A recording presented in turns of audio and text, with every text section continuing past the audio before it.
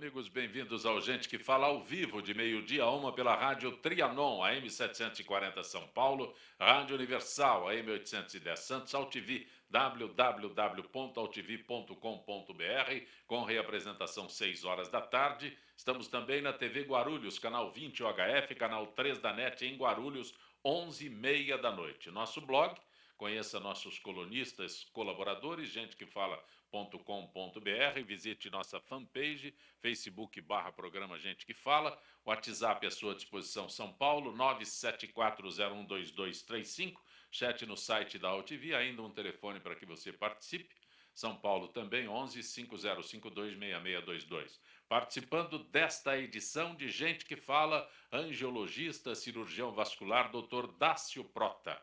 Doutor Dácio, prazer tê-lo aqui. Boa tarde, estar aqui mais uma vez e para ajudar a esclarecer as dúvidas dentro da minha área, que eu puder ajudar. O senhor é da circulação clínica de condicionamento físico. Isso Este mesmo. circula-ação... É um trocadilho Sim.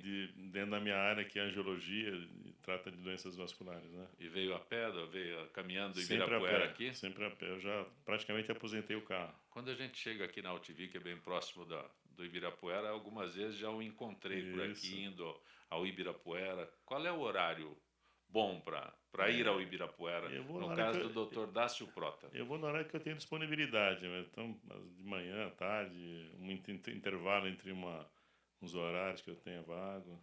Não precisa ter um horário específico? Não. Acho que é o horário que você se sente bem, né, que tem disponível também, né? Sim. Eu tenho muitos anos, eu saía às vezes do hospital, deixava roupa no carro e me trocava no carro e ia correndo em Ibirapuera, né? Que é o que dava para fazer entre levar um filho na escola e tal. Doutora Lea Schuster Albertoni, psicopedagoga. Prazer tê-la aqui, doutora Lea. Prazer é meu, eu agradeço muito a possibilidade de estar aqui, a oportunidade de estar falando sobre um tema ainda pouco conhecido na nossa realidade educacional, que é a classe hospitalar. A senhora tem atividades, títulos, eu gostaria que a senhora me auxiliasse. A senhora é coordenadora do Programa de Atendimento ao Escolar, por favor. Programa de Atendimento ao Escolar em Tratamento de Saúde, do Departamento de Pediatria, da Escola Paulista de Medicina, da Unifesp, no Hospital São Paulo. Tem outra atividade ainda. Minha? Sim. Bom, eu sou presidente da associação, da ABRAPET, Associação Brasileira Pró-Escolar em Tratamento de Saúde, da seção São Paulo. Eu não conseguiria lembrar toda essa...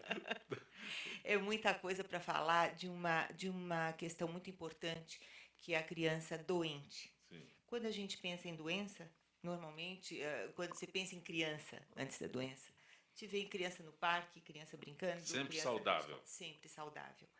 Mas a possibilidade de ter crianças doentes é muito mais frequente do que se imagina. A classe hospitalar, então, é uma modalidade educacional que busca atender a essas crianças em tratamentos longos de saúde, como câncer, HIV, lúpus, fibrose cística, os renais crônicos, os cardiopatas, que, por motivos de saúde, se afastam da escola por muito tempo. Então, existe uma modalidade prevista por lei, há vários documentos legais em nível federal, estadual e municipal, que amparam o direito da criança em tratamento de saúde continuar o seu processo de escolarização. Eu vou só cumprimentar o Dr. Marcelo Galego e vou depois abordar o livro que a senhora está apresentando para a gente. Dr. Marcelo Galego, prazer tê-lo aqui. Prazer é todo meu. O senhor é advogado especialista em direito médico, correto? Correto. E tem uma outra atividade tua também na OAB Jabaquara. Exatamente, eu sou presidente da Comissão da Diversidade Sexual e de Gênero da OAB Jabaquara. Nós elaboramos um plano de trabalho para aprimorar, para trazer novidades e para abordar esse tema da diversidade sexual e a diversidade de gênero. Como para trazer, para abordar? Qual é a dificuldade que existe? A dificuldade principal é o preconceito. Você vê, essa madrugada votaram o plano municipal da educação. tiraram do texto a palavra gênero e a diversidade sexual. Então, quer dizer, novamente, houve um avanço, porque houve uma proposta de abordar esse tema e tiraram do texto, ou seja, não será abordado dentro do ambiente escolar a diversidade de gênero, a questão do transexualismo, a questão do homossexual, do bissexual. Então, a criança que poderia encontrar na escola um refúgio para ela está se descobrindo, encontrando informações, foram lá e tiraram do texto. Foi um retrocesso. Os professores diziam que isso aí era uma abordagem que tem que ser feita na casa de cada um, né? Familiar, né? Também É em isso. casa, né? Também em casa. A escola é importante. A escola é importante. Por exemplo, eu não tenho problema nenhum em afirmar, eu sou um cidadão LGBT, eu sou gay, e na escola eu não encontrei aquele auxílio, porque o pai e a mãe muitas vezes não estão preparados para trabalhar com esse tema. Então, a escola, ela muitas vezes ela complementa o trabalho da mãe, né, do pai. Então, na educação e nessa abordagem. Posso falar? Doutor Lalé? Bom, é como você diz, a escola é um espaço para o respeito à diversidade, né? Eu tomo aqui pela minha especialidade, ou mesmo professor em sala de aula, se nós pensarmos, o professor tem uma dificuldade, ele é formado de uma maneira a ver o aluno de uma maneira globalizada, de uma maneira, eu digo que parece aquele pudim que passa no liquidificador e o aluno tem que ser pasteurizado, tem que ter o mesmo ritmo de trabalho, aquele aluno tem que ter aquele padrão, o aluno quietinho, o aluno... Então, a diversidade, a possibilidade de ver o aluno tal qual ele é, com as suas características, vai até além da questão de gênero, vai o aluno que tem um ritmo diferente em sala de aula, o aluno que tem as suas necessidades específicas. E eu tomo aqui a questão da criança doente. Você imagina a criança que chega numa escola com um catéter, com uma bolsa de colostomia, que é o caso da criança doente, e que sofre bullying por isso, né? A criança que falta com muita frequência, e a escola tem um regimento bastante rígido, a criança que falta. A única coisa que realmente reprova são quando a criança tem 75% de faltas. Crianças e jovens. Então, nesse sentido, há que se ter um olhar para as necessidades específicas de cada aluno. Se a gente pensar na criança doente, é a criança que tem dificuldade de acompanhar o ritmo das outras crianças em função das suas necessidades de saúde. A gente, quando tem um resfriado, quando tem uma dor, está indisposto, né, cai um rendimento. Imagina a criança ter que estar tantas horas obedecendo a um ritmo geral, global, em sala de aula, quando ela tem necessidades bastante específicas referentes à questão da doença. Isso é muito pouco comentado. Doutor Marcelo, deixa eu ver se eu entendi. O senhor disse que foi aprovado um projeto, só que a essência do projeto saiu do texto. Não foi a essência do projeto, mas o texto, Sim. ele tinha gênero, é uma palavra bastante discutida no momento, tal, e os nobres deputados acharam que ela é dispensável. Na verdade, foi na Câmara dos Vereadores. São várias cidades do Brasil. Exatamente. Municipal, desculpa. Em inúmeras cidades houve o mesmo problema. A bancada fundamentalista foi lá, trabalhando que isso era algo contrário à família, contrário ao amor. Então, eles fizeram todo um lobby e conseguiram retirar do texto a palavra gênero e a diversidade sexual. Ok. Doutora Léa Albertoni, a senhora traz para a gente o livro A Inclusão Escolar de Alunos com Doenças Crônicas. Professores e gestores dizem que este é o livro que a senhora nos traz, não é? E a intenção da senhora é repensar as diferentes facetas que envolvem a inclusão da criança doente. Seria isso? Só cumprimentar o doutor Toshio. Boa tarde. Prazer tê-lo aqui. Doutor Aldo Toshio, dermatologista. Isso, Toski, desculpa. É erro meu dele. Mas um dia eu uso óculos ainda. Desculpa, doutora. Prazer estar com vocês. Desculpe. O livro da senhora, doutora Neto. Então, na verdade, é um pouco da questão que havia abordado anteriormente, quando se pensa em escola, a escola tem um regimento bastante rígido e a criança doente, muitas vezes, ela afronta esse regimento por as suas necessidades físicas.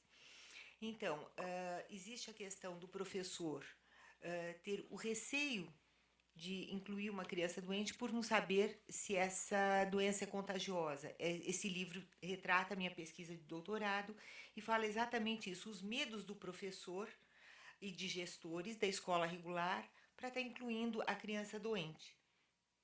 Ok, por favor. Então, nesse sentido, quer dizer, como é que a escola pode, de uma certa maneira, trazer, não ignorar a doença, essa é uma característica do seu aluno, uma doença, e incluí-lo em sala de aula. A classe hospitalar, ela tem o objetivo de atender essa criança enquanto hospitalizada, enquanto em ambulatório, mas o professor que trabalha com ela, ele faz essa ponte com a escola regular.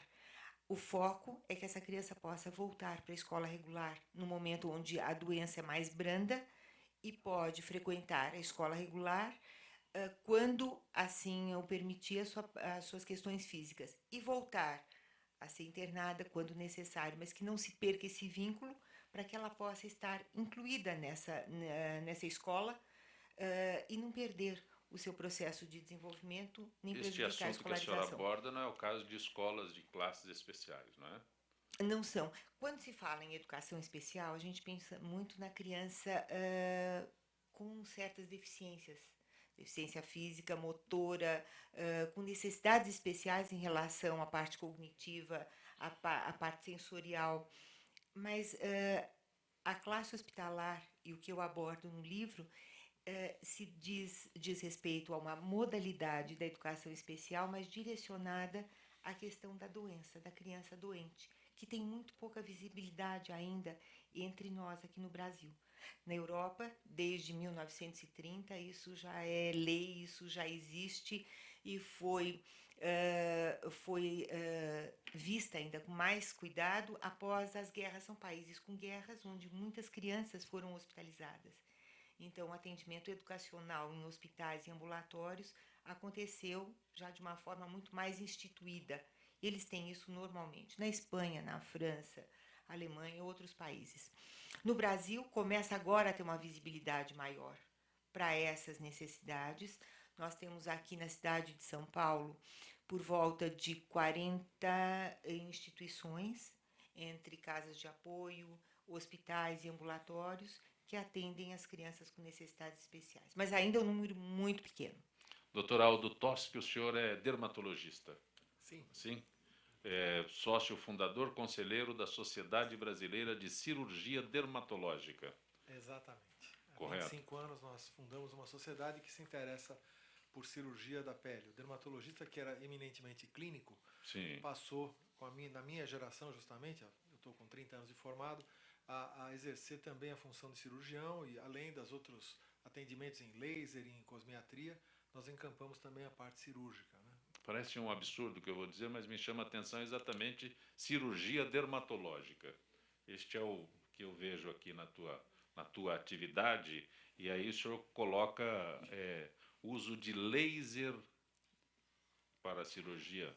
O laser tradicionalmente é usado para cirurgias, né? Sim. Pela sua possibilidade de ablação, de redução do tecido. Os lasers eles conseguem, por serem extremamente rápidos, a luz, né, do laser, por ser muito rápida, ela consegue gerar uma energia muito rápida num curto espaço de tempo, vaporizando os tecidos e funcionando como um corte. Ele pode cortar. Então isso já não é novo, é uma coisa bem antiga, sempre foi usado, apesar de que ainda nós que trabalhamos muito com cirurgia de tumores, nós ainda preferimos o bisturi frio. Então, nas cirurgias de grandes tumores ainda não se usa tanto laser. O laser ganhou muita importância na cirurgia estética. Então, quando você quer menos marcas, evitar cortes, então você deixa de usar o lado ablativo do laser, que seria a capacidade de cortar o tecido, e começa a usar também a sua capacidade coagulativa. E por conta disso tem uma série de aplicações onde ele é útil, né? São vários lasers, várias ondas de luz que podem ser usadas para esse fim. Aqui, no caso do Dr. Dácio, né, como ele é angiologista, né? Na minha área também se usa bastante. Eu sei, mas ele sugere que para eu ficar mais jovem eu deva caminhar, deva iniciar. O senhor tem o processo que eu posso rejuvenescer, já agora me interessei. Posso rejuvenescer através de uma cirurgia mais... Então, a aplicação do gostei. laser através da boca é um Sim. tratamento novo. A gente teve a oportunidade de ter contato com isso em 2012. Justamente não há cortes, né? Existe um aquecimento do tecido. O aquecimento de planos profundos da musculatura profunda da face pode elevar esse tecido e pode diminuir os sinais do tempo. Então há uma melhora da queda natural que a pele da pessoa sofre com o decorrer dos anos. A flacidez dos tecidos diminui. A gente está muito empolgado porque provavelmente ainda esse ano nós devemos publicar um trabalho nos Estados Unidos com uma série de 80 casos observados aqui por nós, e a gente que foi mais ou menos, estamos introduzindo essa tecnologia no Brasil. Já vinha sendo usada em países da América Latina, como Venezuela, Colômbia, há bastante tempo, e na Europa.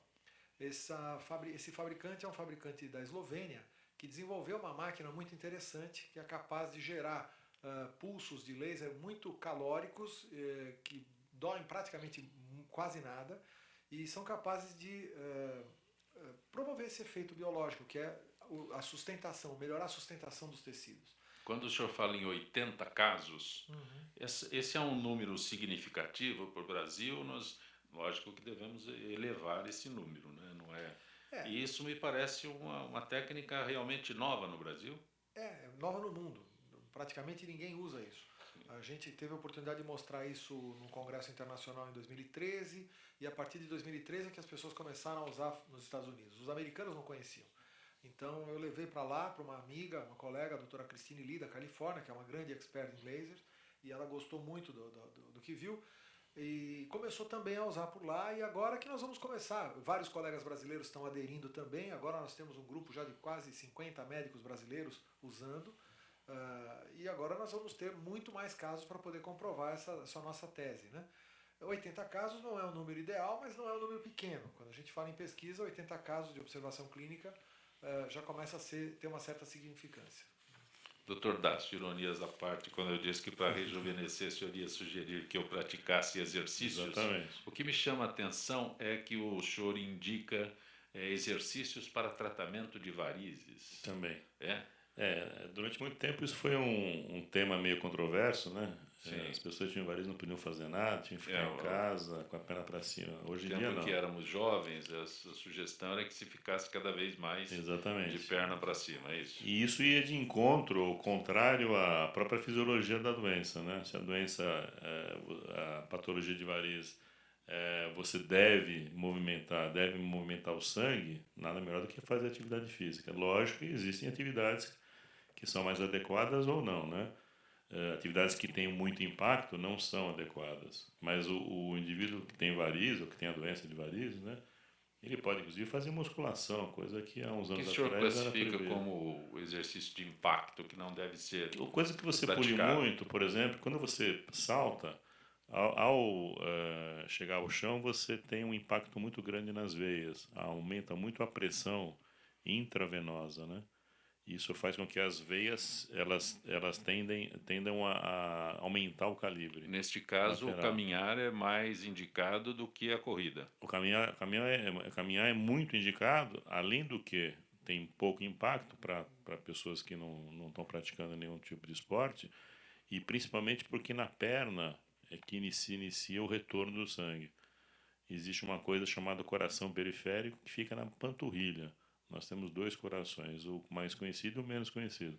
Esse, o da perna, é que manda o sangue voltar para o pulmão e ser redistribuído de novo pelo coração. A corrida, me parece que o trote também provoca muito impacto. Tem alguns que preferem fazer apenas o trote ao invés de correr. Me parece que o trote é mais prejudicial do que a própria corrida. Tudo que você tenha muito impacto é mais prejudicial, além de acidentes, né, que você pode ir danos à articulação de exercícios feitos a longo prazo, né? Inclusive, por isso que vai de encontro, inclusive, é que a gente não é muito favorável ao esporte competitivo, porque o esporte competitivo ele lesa muito tanto as partes osteoarticulares e circulação também, né? Quando eu estou conversando com o senhor, eu estou imaginando aqui Ibirapuera, que é bem próximo, né? Uhum. Para o caminhar, para uma Exatamente. corrida. Mas e interiores, academias?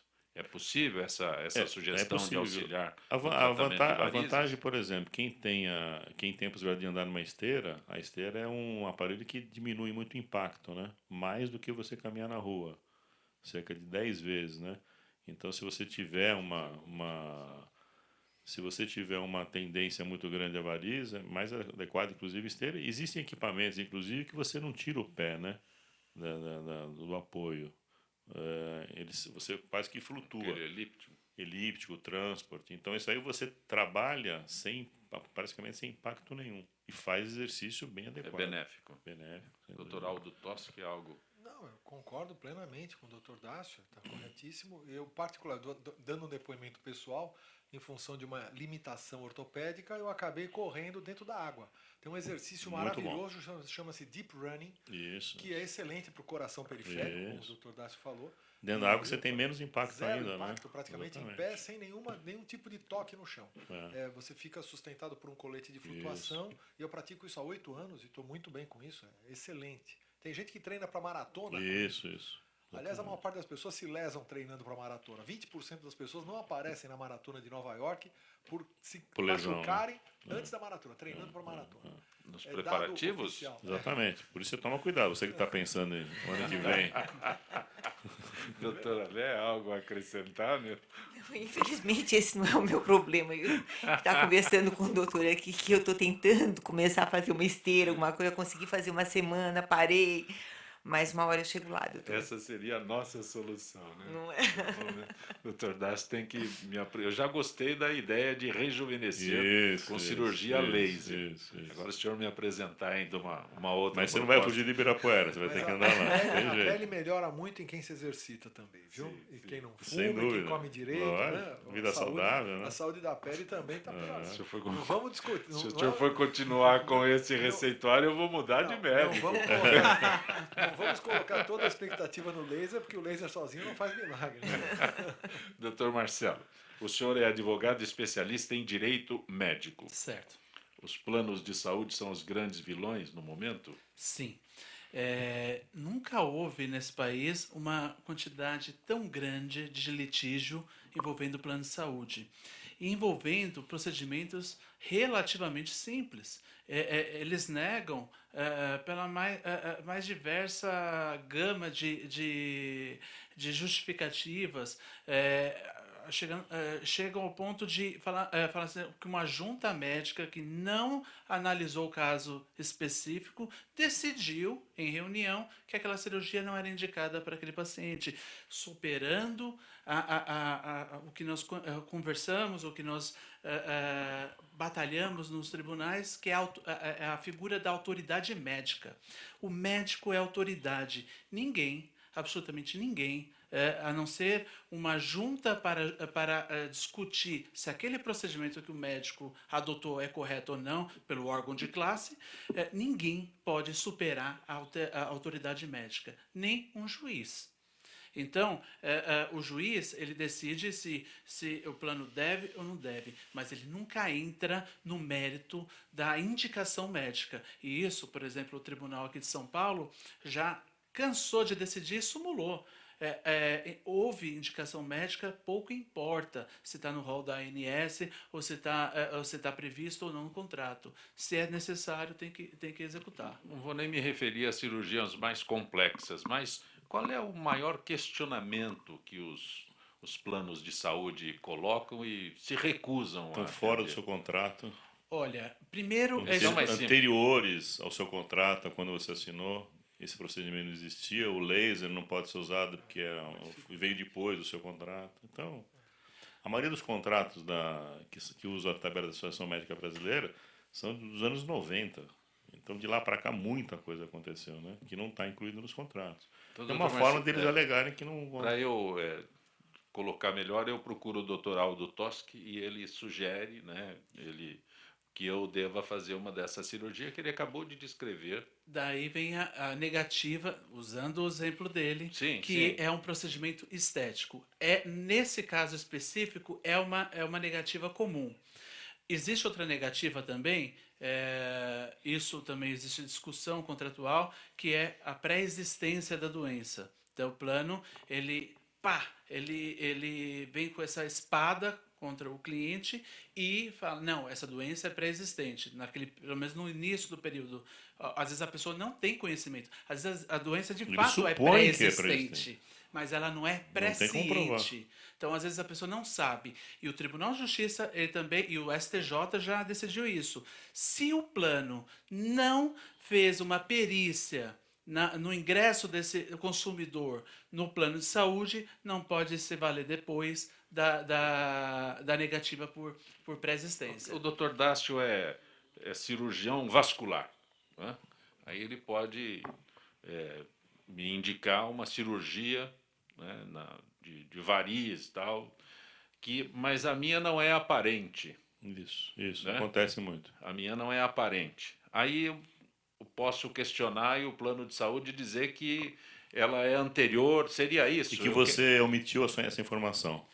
Existe Você omissão. você devia ter Eu informado. já deveria o plano ter de saúde. ido ao Imagina, senhor, ter feito consulta com o senhor. Você tal, não tem. já... Não, você teria que ter emitido essa Sim, opinião. Você sim. não tem condições de se autodiagnóstico. fazer diagnóstico. E num caso até da especialidade dele, eu tive um caso que o plano alegou fraude. Porque existia um rol de doenças, onde a pessoa dizia, tinha que afirmar sim ou não, né? Não tinha nada vascular, né? Era um contrato até desatualizado, não tinha nenhuma pergunta e não tinha o campo para informações complementares. Mas às vezes a pessoa, no caso da atividade dele, a pessoa não sabe, será que isso pode ser classificado com varizes? Não pode? A pessoa não é médica. Ela não precisa saber, ela não é obrigada a saber.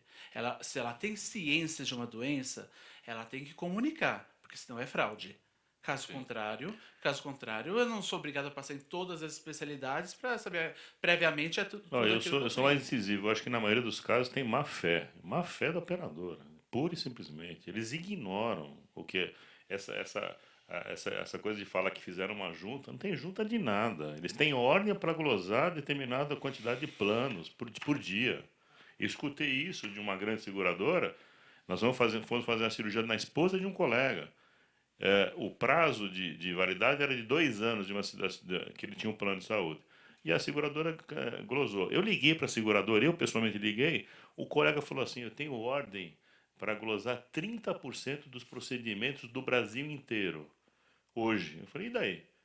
Você sabe o que isso representa de economia para o plano? Nós vamos pagar todos esses planos daqui 7 a 10 dias. Esse período que a gente não dispõe de dinheiro é muita coisa. O que o doutor Aldo Toschi Absurdo fez. isso. Eu não tenho capacidade de me autodiagnosticar. Sem dúvida. São condições pré-existentes que o paciente não sabe, não incomodavam antes. Na minha área é muito comum. As pessoas têm lá uma verruga que ele teve há anos, que aquilo começa a sangrar, a incomodar, a coçar, ele se preocupa, ele vai ao médico e ninguém tem visão de patologista, né? Então você precisa fazer uma biópsia, você precisa tirar aquilo para analisar. E aí começa aquela história de que aquilo é estético, não é estético. O cara mostra a foto lá de não sei quantos anos que eu fala, já tinha aquela verruga ali. Sim, ele pode ter aquilo há 10 anos, mas um melanoma pode surgir em cima de uma verruga de 20 anos, de 30 anos. Quer dizer, então é necessário. Verdade seja dita, há muitos pacientes que nos procuram, como dermatologista eu vejo isso, a fim de usar o seu plano de saúde para procedimentos eminentemente estéticos.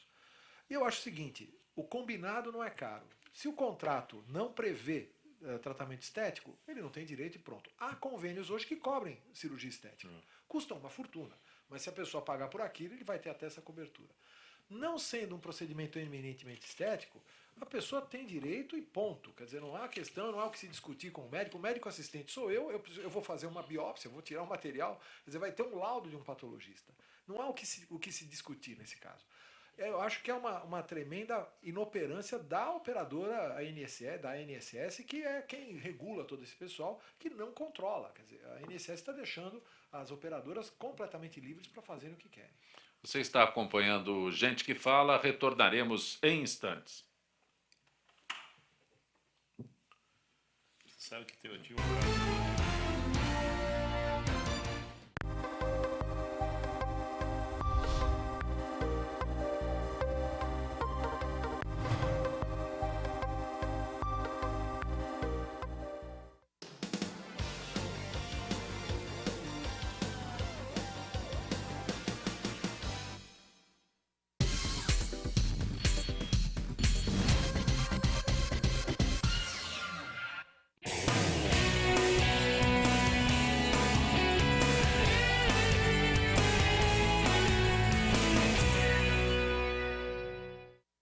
Oi, eu sou Letícia Spiller e quero convidar vocês a fortalecer o movimento que quer criar uma lei para acabar com o desmatamento no Brasil. Nossas florestas não podem mais ser destruídas. São elas que garantem a nossa qualidade de vida.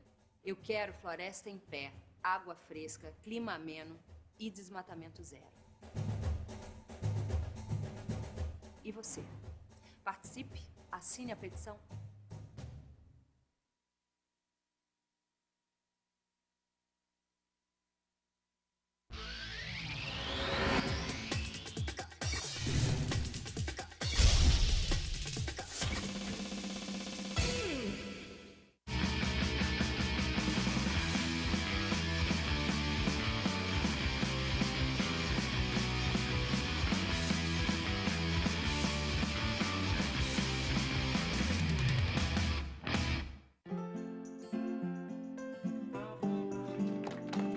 Que continua amamentando após voltar ao trabalho merece reconhecimento.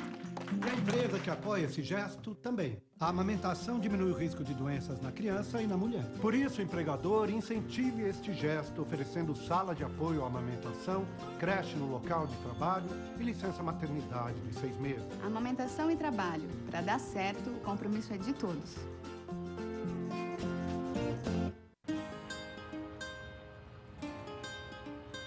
Todas as espécies da Mata Atlântica dependem da água para sobreviver. Infelizmente, nem todo rio está para peixe. A qualidade da maioria dos rios nunca foi tão ruim. Mas existe uma espécie que está nadando contra a corrente para mudar essa história. O nome da espécie é Rafael, popularmente conhecido como Rafa. O Rafa possui hábitos diurnos e gosta de andar em grupo. Ele contribui pela limpeza da água dos rios no estado do Rio de Janeiro, seu habitat natural. Eu sempre tive uma relação com a água muito grande. A água ela é muito importante. Eu observar a possibilidade de uma melhoria da qualidade de água do local onde eu vivo é uma oportunidade muito grande para mim de crescimento e de realização. O projeto Observando os Rios é um programa que ele busca voluntários para analisar um ponto de um determinado curso de água e, a partir daí, fomentar um banco de dados virtual de acesso ao público. Só de você fazer qualquer tipo de sensibilização com um indivíduo, você já deixou um legado.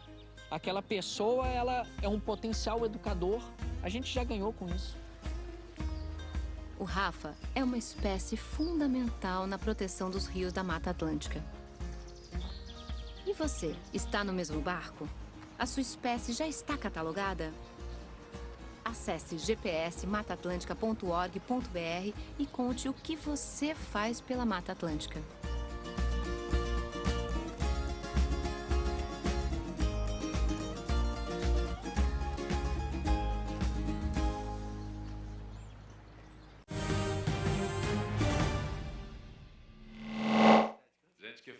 Rádio Trianon, AM 740 São Paulo, Rádio Universal, AM 810 Santos, AltV, www.altv.com.br, com reapresentação às 6 horas da tarde, TV Guarulhos, canal 20 UHF, canal 3 da NET, em Guarulhos, 11h30 da noite. Como toda quarta-feira, Dr. Letísio, Dr. Nelson Letísio.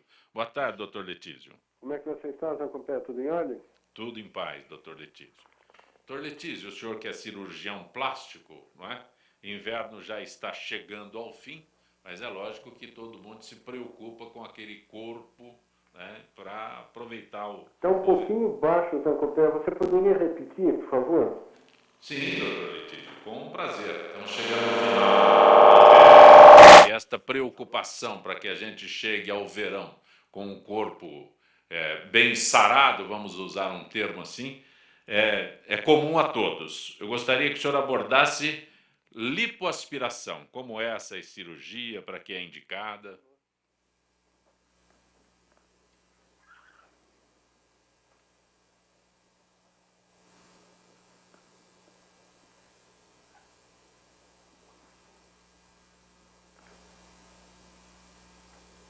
O que eu faço? Eu chamo o doutor Letísio, ele está me ouvindo, o doutor Letísio. Eu estou no voo cego aqui, eu não sei o que está acontecendo. Alô? Oi, tudo bem?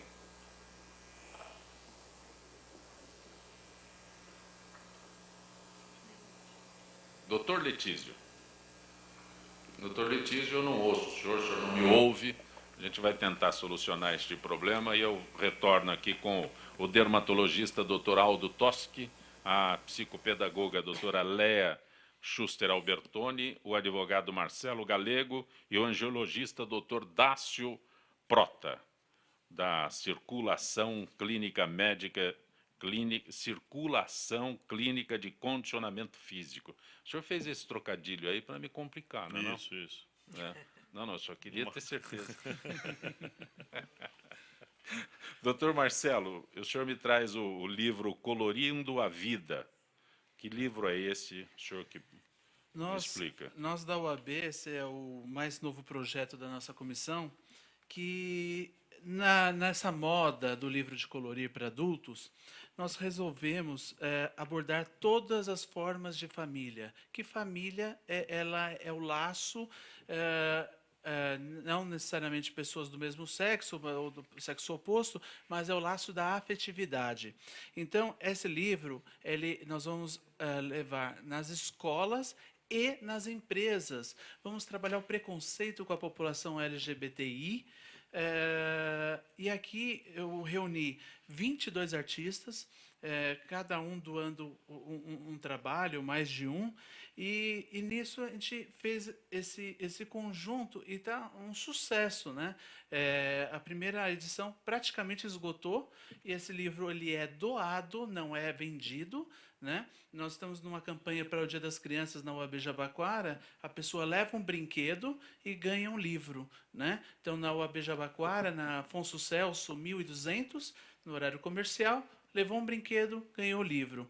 E com isso, todos os desenhos acaba tendo uma mensagem, a mensagem pelo fim do preconceito.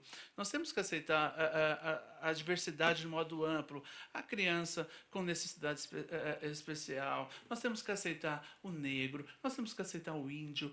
Onde já se viu, na sociedade moderna de hoje, falar em preconceito? Nós estamos regredindo e usando uma espada, falar a família é o laço da afetividade.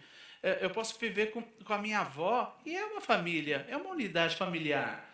Não precisa ser a união de um homem com uma mulher. Eu sou casado, por exemplo. Eu tenho meu companheiro há 5 anos. Não é uma família? Só porque eu não tenho a finalidade de procriar, mas eu não posso adotar? Então, esse trabalho, a OAB Jabaquara encontrou uma nova linguagem para trabalhar o preconceito, saindo da cartilha, saindo de outras formas de abordagem. Nós estamos trabalhando a arte, o que é belo, e aproveitando e desestressando um pouquinho, pintando o livro. Doutor Nelson Letísio, tentaremos... Tudo bem, doutor Letísio? Doutor Nelson Letísio, cirurgião plástico. Eu não consigo ouvi-lo, mas tudo bem. Doutor Aldo Toschi, o senhor que é dermatologista, sócio fundador e conselheiro da Sociedade Brasileira de Cirurgia Dermatológica. É correto? Eu gostaria de entender por que um smartphone, um tablet, pode causar ruga? Pois é, isso nos surpreendeu também, quando a gente começou a ler um pouco sobre isso. lesão por esforço repetitivo. Do mesmo jeito que você tem LER nas Sim. articulações, você pode ter uma flacidez aumentada na região cervical, por exemplo, e nas rugas do rosto, porque toda uma série de uma postura viciosa, constante, ao abaixar a cabeça, né, e posicionar a tua musculatura do cervical para baixo, vai gerando, e uma série de expressões faciais que você faz quando você lê mensagens e interage com o smartphone, faz com que haja um dinamismo maior das rugas da região facial. O senhor disse há pouco que foi formado há 30 anos, então o Marcelo não viveu isso, mas era comum que a gente segurasse o telefone no pescoço. É verdade. Não é? Antigamente era aqui. Eu peguei sim, tinha eu peguei até telefone de disco. Tinha até um suporte que se usava para colocar e tal. Verdade. E hoje isso foi transportado para a situação semelhante com o smartphone. E o telefone celular? Então, o smartphone é uma coisa que todo mundo usa o tempo todo e sempre na mesma posição e acorda no meio da noite para ler aquilo. E aquilo gera uma série de expressões, de interações faciais. A gente sabe muito bem que o sistema músculo aponevrótico facial ele é muito interligado com a musculatura da mímica, que não tem inserção em ossos. Tem poucos pontos de inserção. Então é um sistema frouxo, os músculos faciais estão praticamente soltos em cima dos músculos do platisma, que é um grande músculo do pescoço.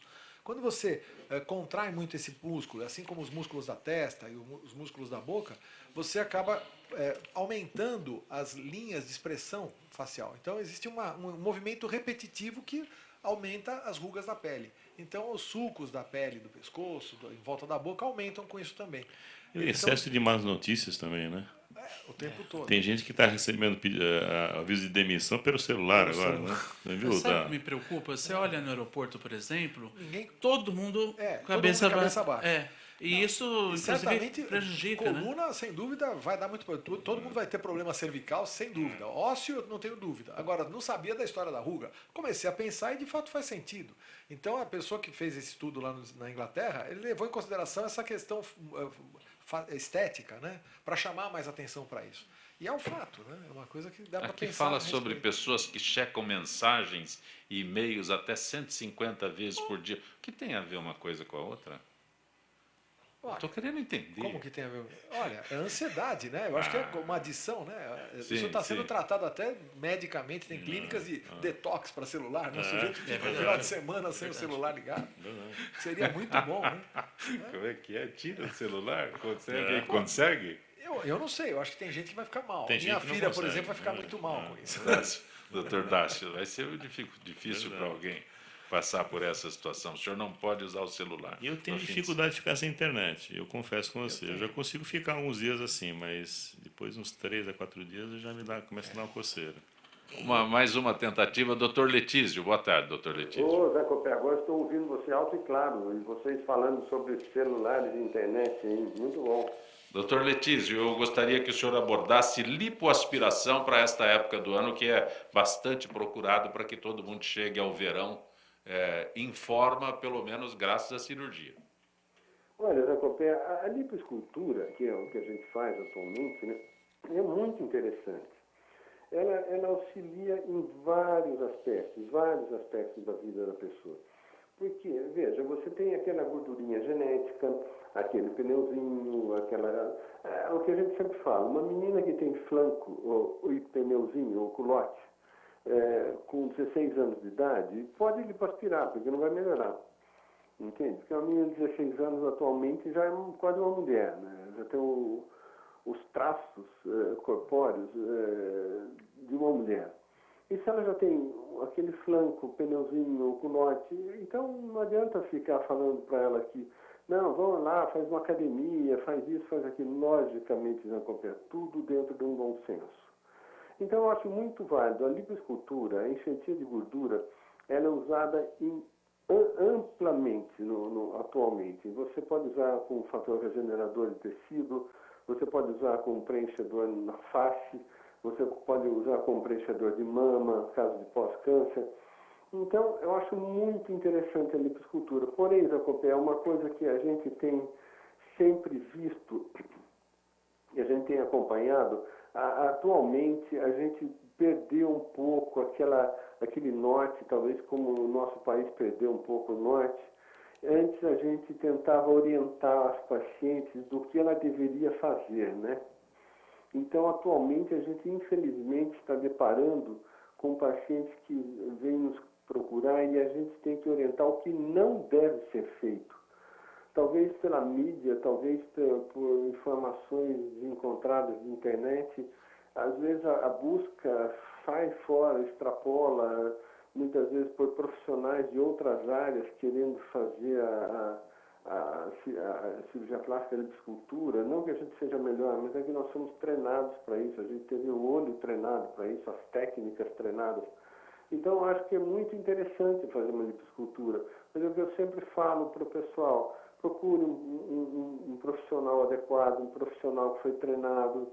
Procura na Sociedade de Cirurgia Plástica se ele é membro da sociedade. Veja o que você queira fazer. Procure um desejo realista. Entende? Busque uma coisa realista, uma coisa factível. Eu gostaria de ter a cara do Brad Pitt, eu não tenho, então não vou pular de uma ponte por causa disso. Então, isso tudo a gente tem que saber, a genética de cada um, o que a paciente busca com isso. É o que você falou, vamos buscar uma lipoescultura para o verão. Ótimo, muito bom. Procure com segurança, procure com seriedade, procure com bastante ética, para que todo mundo saia feliz, que a paciente venha encontrar o que ela foi buscar e o cirurgião possa oferecer uma coisa técnica, uma coisa muito interessante dentro de uma segurança boa. Agradeço ao Dr. Nelson Letísio, cirurgião plástico, a gentileza mais uma vez com o Gente que Fala. Uma boa tarde, Dr. Letísio. Boa tarde, saúde e paz para todos aí. Um abraço. Doutora Lea Albertoni, o que é classe hospitalar? Pois é, eu estava aqui refletindo no meio de médicos, advogados, e eu estava pensando comigo como é que a educação entra em tudo isso. Então, na realidade, a classe hospitalar é uma interface entre saúde e educação, portanto, tem a ver com os médicos. Ela tem um apoio legal, a partir do momento que ela tem documentos legais, tem leis que asseguram o direito da criança em tratamento de saúde, hospitalizada, à educação.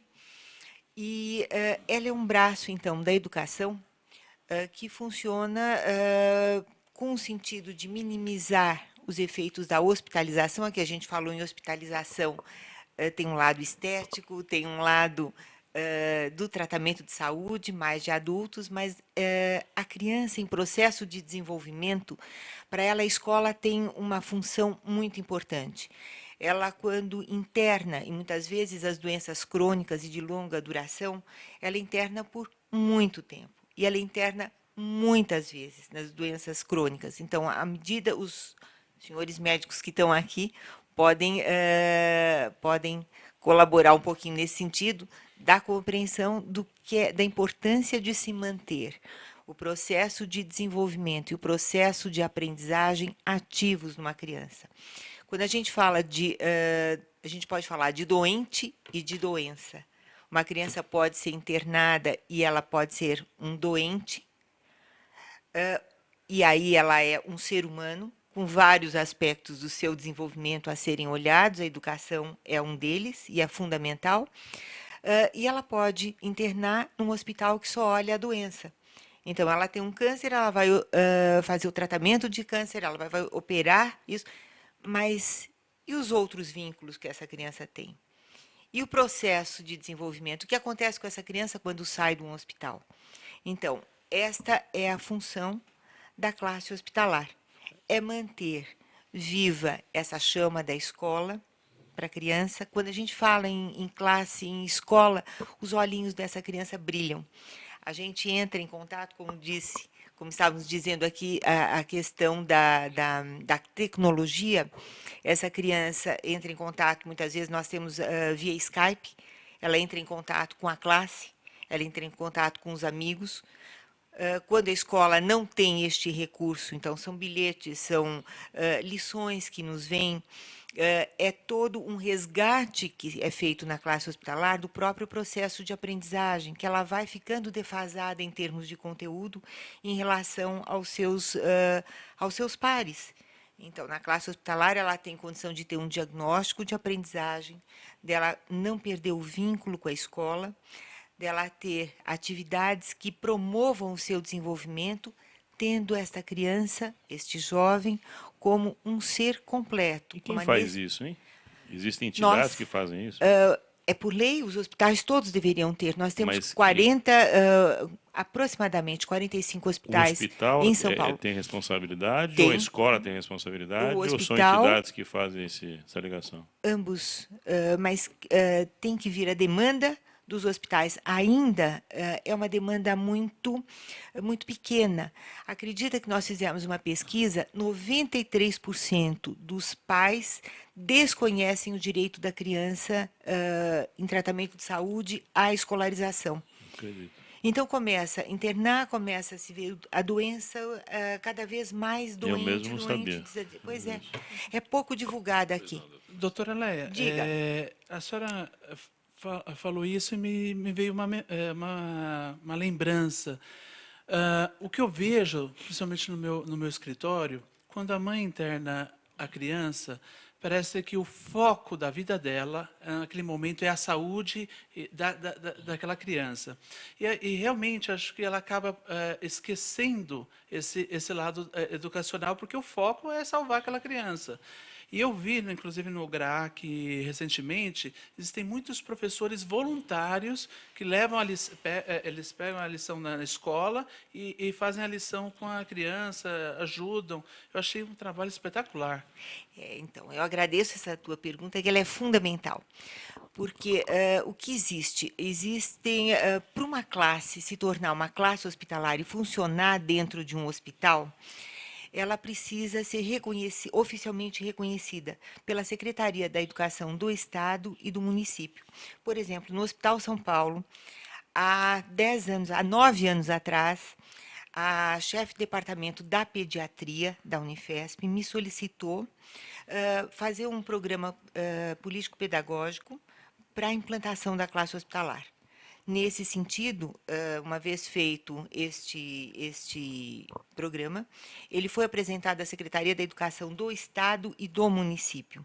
Aprovado, nós temos professores da rede pública de ensino. Então, veja que para o hospital, excepcionalmente, o Hospital São Paulo tem 2 professoras também contratadas, reconhecendo o tipo do trabalho que é feito. Mas nós temos 6 professores da rede pública, 2 do município e 4 do Estado. Nós somos supervisionados pela Secretaria da Educação do Estado, através da Diretoria de Ensino, regularmente, e pelo município também. Então, são classes oficiais que uma vez entrado em contato com a escola, a criança tem as suas faltas justificadas. E mais que isso, nós temos condição da equipe médica entrar em contato com a escola. É isso que a gente chama um processo de apoio à inclusão. Explicar o que é a doença, o que essa criança precisa enquanto cuidado ao voltar para a escola, né? E esta aproximação entre a classe hospitalar, quando ela está hospitalizada, então o professor entra em contato com a escola do ensino regular, e da escola regular, de origem, entra em contato com o professor assim que essa criança está hospitalizada, ou quando ela volta para a escola. Então, é aquilo que você estava comentando, é um respeito à diversidade, é dar as mãos em pró de se diminuir muito o nível do fracasso escolar e da evasão escolar. É um jovem produtivo, ele é cidadão, ele tem direito, e ele tem direito à educação, ele tem que frequentar e ser aceito pela escola. Estamos já no finalzinho do Gente que Fala. Doutor Dácio, a exemplo do que eu coloquei com o doutor Letísio, que é cirurgião plástico, né? Estamos chegando já no verão, então, cirurgia plástica, a lipo é procurada. Mas também as academias. Você está em dúvida se você vai optar pela lipo Não, ou pela não. academia. Não. Tem o laser também. Do laser. Não, o laser Depois. Não, mas eu quero voltar para a academia. Eu saio correndo e já vou para a academia? Se quiser hoje, inclusive, daqui você já vai direto. É lógico que tem que ser feita uma adequação, Sim. um retorno. O que eu digo é o entusiasmo de retornar à Isso, academia. isso. Né? Sem Tem que ser exageros. contido. Sem exagero. Tem que ser contido. É que às vezes as pessoas estabelecem metas muito grandes, né? Grandes metas num período. Aí é o que o doutor Aldo se referiu. E aí não dá. Né? A lesões antes da competição. Tal a intensidade com que se dedicam à atividade prática. física tem que ser uma mudança de vida mesmo, né? Sim. Então você tem que incorporar isso junto com a alimentação adequada. Começa sem tomar leite. Hábitos de vida. Começa sem tomar Se leite. tiver intolerância à lactose, abolindo leite, Gente, né? só para quem tem intolerância à lactose, né? Essa Isso, história de isso. evitar leite não é muito prudente. Hein? Ele deveria ter se consultado com o senhor. Estou puxando a sardinha para os dois médicos. Nós temos que correr no Ibirapuera com filtro solar, né? Exatamente. Pode tomar leite, porque é uma ótima fonte de proteína e cálcio. Não vamos Lógico, deixar o leite até. Não, eu Agora tô todo mundo colocando- tem. O descobriu doutor Aldo intolerância. ficou anos sem tomar leite. Ah, é? Então, Braço. deveria ter se consultado com o doutor Aldo anteriormente. Desde que tem uma outra fonte de cálcio, tá bom, mas Não, e proteína, né? Naturalmente. Mas eu tinha um professor nosso, que nós quando fizemos curso de acupuntura, e a primeira aula, ele falou assim, dos médicos que estão aqui, quais aqueles que tomam leite? A maioria levantou a mão, eu levantei a mão, ele falou assim, mas vocês não sabiam que o leite é um alimento para bezerro? Não sei o quê. Então, aí falou uma série de coisas contrárias ao leite, né? A partir daí eu mudei um pouquinho meu conceito. Antes eu exagerava realmente na ingestão de leite, hoje não. Até eu acho que não deve exagerar. Doutor Dácio Prota, da Circula Ação Clínica de Condicionamento Físico, como se entra em contato com o senhor? Pelo site nosso, circulação. Circula Ação. ação.com.br. Qualquer dúvida, é só mandar para a gente É sempre muito bom esclarece. tê-lo aqui no nosso Gente que Fala. Se quiserem conhecer também, está à disposição. Doutor Marcelo Galego, como eu tenho acesso ao Colorindo a Vida? Nós temos 2 pontos. Na UAB Jabaquara, na rua Afonso Celso, número 1200, perto do Colégio Arquidiocesano, ou no 29º tabelionato de notas aqui de Moema. Então, são 2 pontos de troca. Levou um brinquedo, ganhou o livro. E para entrar em contato com a nossa comissão, é diversidade.jabaquara@ig.com.br e comigo no Dias e Galego, Galego com 2 L's, @uol.com.br. Grato por ter vindo ao Gente Muito que obrigado. Fala. Doutora Leia Albertoni, como é que eu tenho acesso à inclusão escolar de alunos com doenças crônicas? Este livro. Nas livrarias, de uma maneira geral, Livraria Cultura, sim. E eu queria aqui aproveitar e te agradecer muito pela oportunidade de estar falando sobre a escolarização de crianças em tratamento de saúde, que ainda é um tema muito pouco ventilado na nossa sociedade. Muito obrigada. Bom tê-lo aqui. Doutor Aldo Toschi, o senhor é sócio fundador e conselheiro da Sociedade Brasileira de Cirurgia Dermatológica. Antes disso, eu sou dermatologista, membro da Sociedade Brasileira de Dermatologia.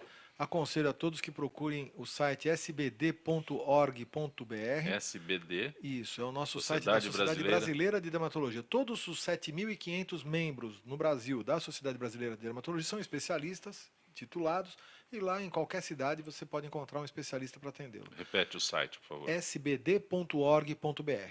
Além disso, eu sou médico no Instituto Brasileiro de Controle do Câncer e nós temos também um grupo de oncologia cutânea e o nosso site lá é ibcc.org.br. Doutora Léa, quer acrescentar um endereço? Eu quero Por deixar favor. assim, então, deixar um e-mail, um endereço, albertonilc@uol.com.br, que nós estamos terminando o nosso site da associação. Gente que Fala tem a direção do jornalista Fausto Camunha, a diretora de produção Zenilda Salvato, redação Rayala Brandão Pedro Schiavon, na pauta José Carlos Sicarelli, a produção cultural Ricardo Godoy, na rádio Trianon Benebene, Cleo Rodrigues, Neildo Neres, Ricardo Valim, na direção da UTV Alberto Luquete, na técnica James Eduardo, Marcelo Fontan, Sérgio Oliveira, Iago Matsumoto. Estaremos de volta amanhã, meio-dia. Gratos, até lá.